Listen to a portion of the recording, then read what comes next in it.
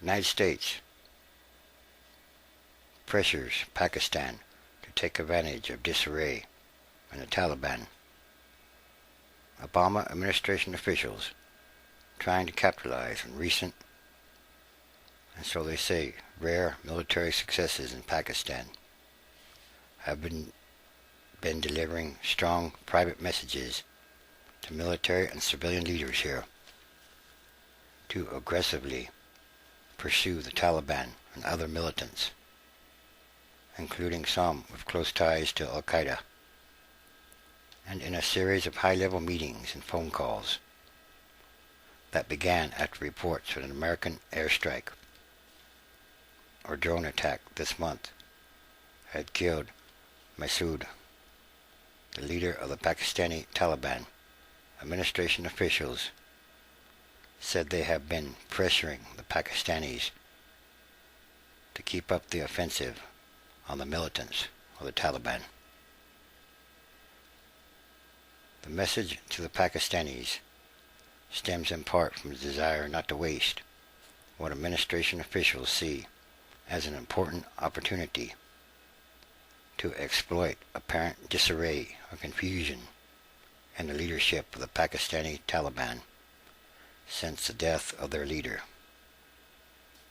But it also reflects worry among senior American officials that the Pakistani military will now just declare victory and go home, pulling back from its recent offensive in the Swat Valley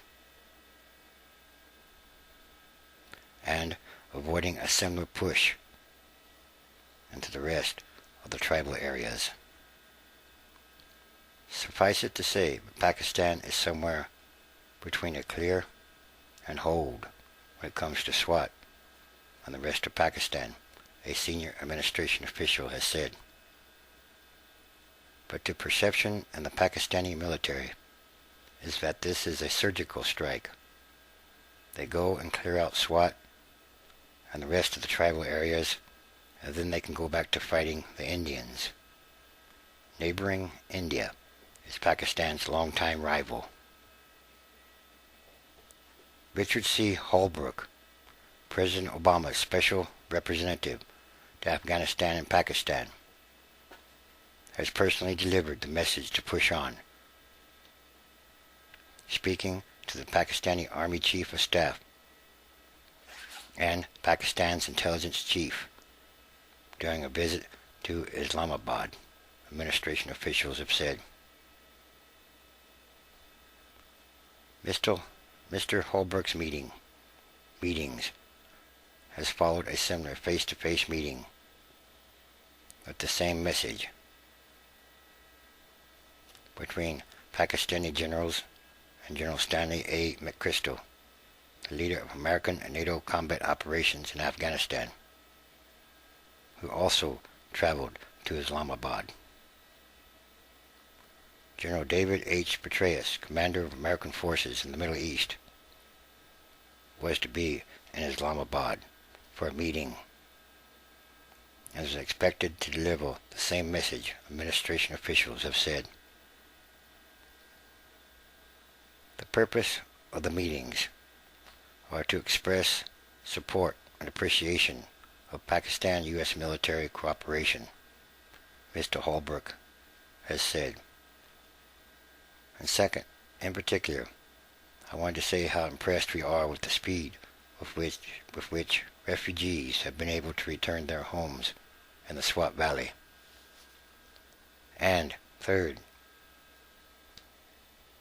he wanted to encourage greater cooperation going forward. And that is the problem.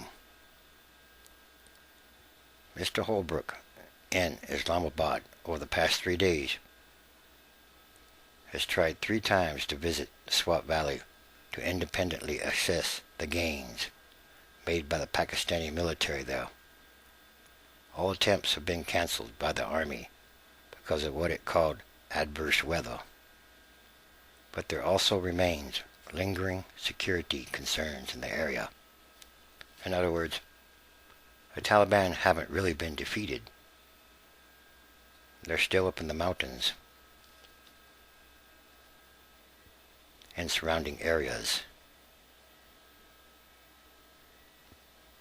Pakistan is facing a moment which, if manipulated properly, could theoretically damage the Taliban for good.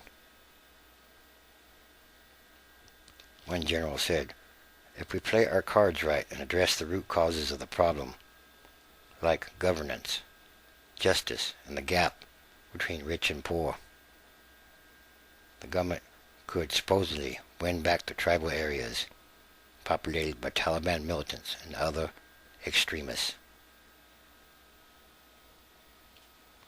But American officials have pressed Pakistan, the Pakistani military, to capitalize on the opportunity.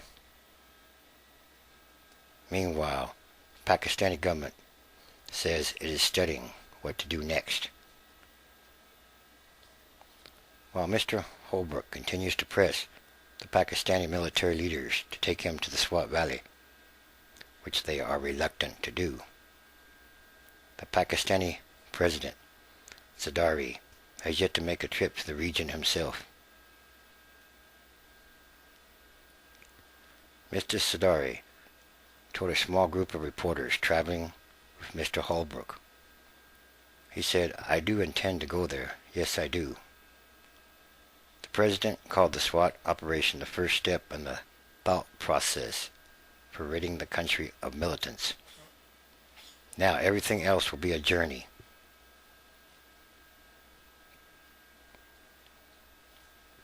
And, in addition to his talks with Mr. Zardari,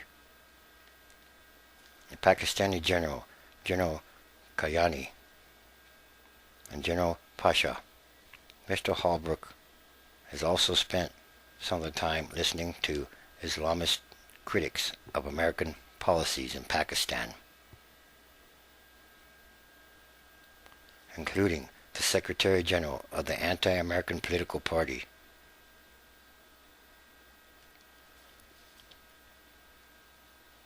They have given Mr. Holbrooke a multi-page document of all the ways that, in the group's view, the Americans had failed in the region.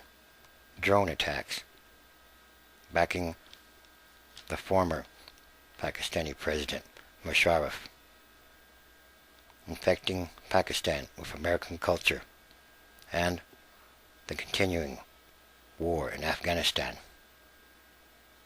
He told Mr. Holbrooke that the group would not change its views of America until American policy changed.